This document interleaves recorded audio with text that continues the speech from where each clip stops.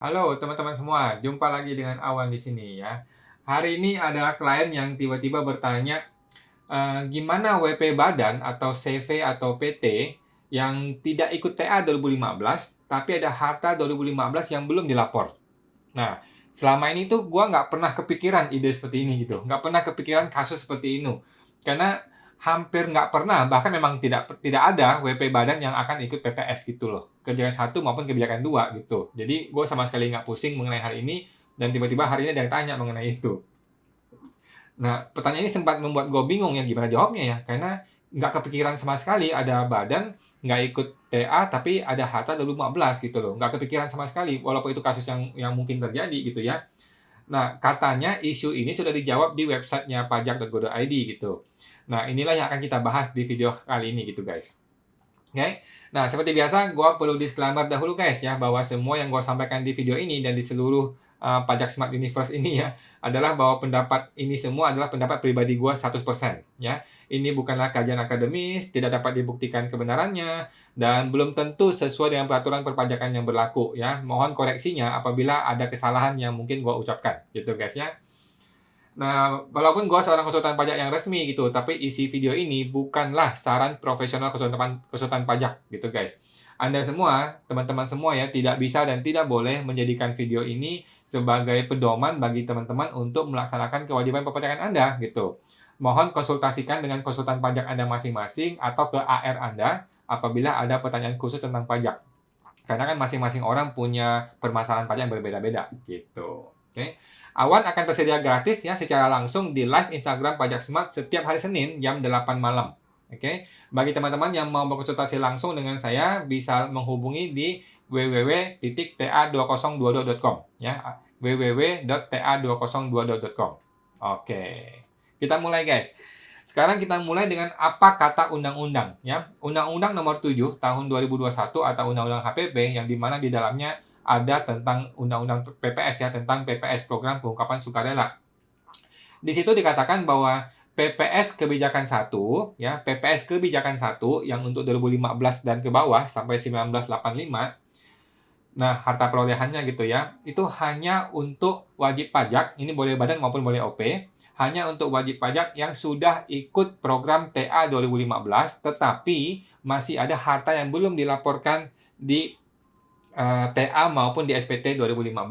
Gitu guys. Ya, jadi sudah clear ya di undang-undang sudah sangat jelas dikatakan hanya untuk wajib pajak badan ataupun orang pribadi yang sudah ikut TA 2015 tetapi masih ada harta yang belum dilaporkan. Gitu. Nah, kenapa dia mengatakan hanya untuk orang-orang yang sudah ikut TA dan belum dilaporkan? Kenapa nggak universal buat semuanya?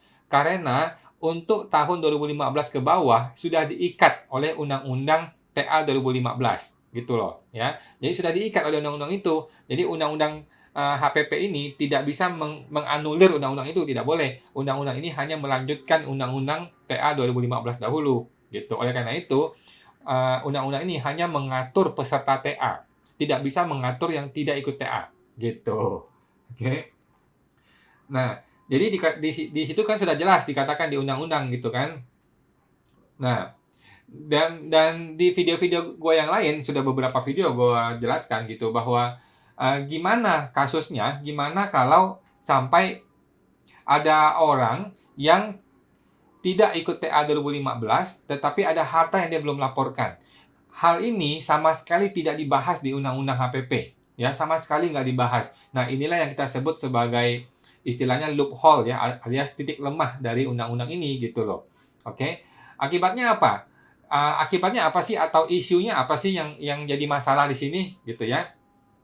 Di video gue lain juga gue udah sering sebutkan gitu bahwa untuk orang-orang seperti ini yang tidak ikut TA tetapi ada harta 2015, semua harta ini sudah bebas dari pajak.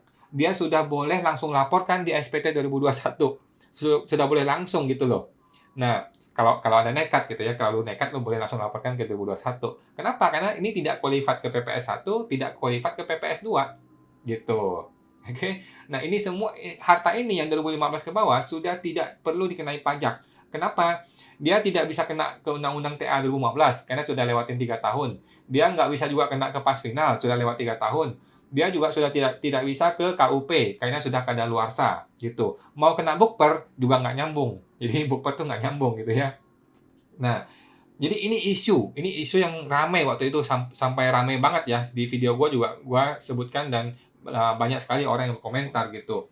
Akibatnya kan terjadi perselisihan paham antara orang-orang di mana, "Loh kalau gitu gue nggak usah ikut TA dong, mending nggak usah ikut TA dong, karena yang nggak ikut TA malah selamat, yang ikut TA malah bayar," gitu, malah denda 200% gitu kan.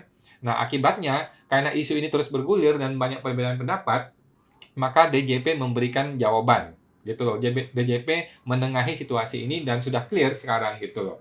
Caranya gimana? Caranya yang unik nih. Caranya adalah DJP mempublish di tulisan di website gitu ya. Jadi hanya ditulis di sebuah website pajak.go.id/PPS gitu, yang dimana DJP membuat sebuah pernyataan atau kebijaksanaan yang melanggar undang-undang gitu. Yang gue sebut sebagai kebijaksanaan kolega. Oke. Apa itu kebijaksanaan ini yang melanggar undang-undang ini? Kita akan baca, teman-teman. By the way, melanggar undang-undang memang iya, tetapi gua termasuk orang yang mendukung. Gitu guys ya. Gua termasuk orang yang mendukung dan gua rasa banyak sekali orang yang mendukung. Sampai hari ini nggak ada yang menolak sih. Gitu. Nah, kita baca di tanya jawab di websitenya di yang sesi yang 27 Januari nomor 2. Oke, sesi yang 27 Januari nomor 2. Pertanyaan nomor 2. Ngomongin gini. Ini gue sudah sering ngomong juga sih. Apabila wajib pajak sudah ikut TA, namun sebagian kolega wajib pajak terlewat tidak ikut TA. Jadi maksudnya ada yang nggak ikut TA gitu loh. Dan terdapat harta-harta yang diperoleh sebelum tahun 2015 yang belum dilaporkan dalam SPT tahunan. Apakah kolega wajib pajak tersebut, maksudnya wajib pajak yang nggak ikut TA ini, boleh mengikuti PPS yang kebijakan 1? Oke, itu pertanyaannya. Nah, ini formalitas yang kalimat pertama ini, kalimat kedua nih, yang gua kasih tanda warna biru dan warna merah ini ya. Dalam hal ini ya, wajib DJP memberikan kebijaksanaan. Oke, DJP memberikan kebijaksanaan kepada wajib pajak orang pribadi. Oke, orang pribadi ya disebutkan di sini. Orang pribadi yang tidak memenuhi ketentuan 1 maupun ketentuan kebijakan 2 untuk tetap dapat mensukseskan pelaksanaan PPS dengan mengikuti kebijakan 1. Oke, dalam hal aset tersebut diungkap merupakan perolehan tahun sampai dengan 2015. Gitu guys. Jadi DJP sudah memberikan jawaban yang sangat clear bahwa orang pribadi diperbolehkan ikut kebijakan 1 kalau dia tidak ikut TA untuk harta-harta 2015 ke belakang. Oke. Kalau Anda nekat ya silakan langsung lapor ke 2021. Tetapi kalau Anda berniat baik dan mau mendukung mensukseskan PPS ya ayo dong ikut ke PPS kebijakan 1 gitu. Oke, jadi sudah clear ya guys, sudah fix bahwa orang pribadi boleh ikut kebijakan 1 terlepas dari dia sudah ikut TA maupun dia tidak ikut TA. Oke, beres. Nah, sekarang bagaimana dengan wajib pajak badan? Yang CV lah, PT lah, yayasan lah, yang lain-lain lah, perkumpulan dan sebagainya gitu ya. Nah, selama ini persepsi pribadi gua selama ini adalah WP badan ya nggak bisa gitu loh. Karena kita juga nggak pernah bahas sama sekali selama ini gitu ya. WP badan kalau dia nggak ikut PPS, nggak ikut TA1 ya nggak bisa ikut TA gitu.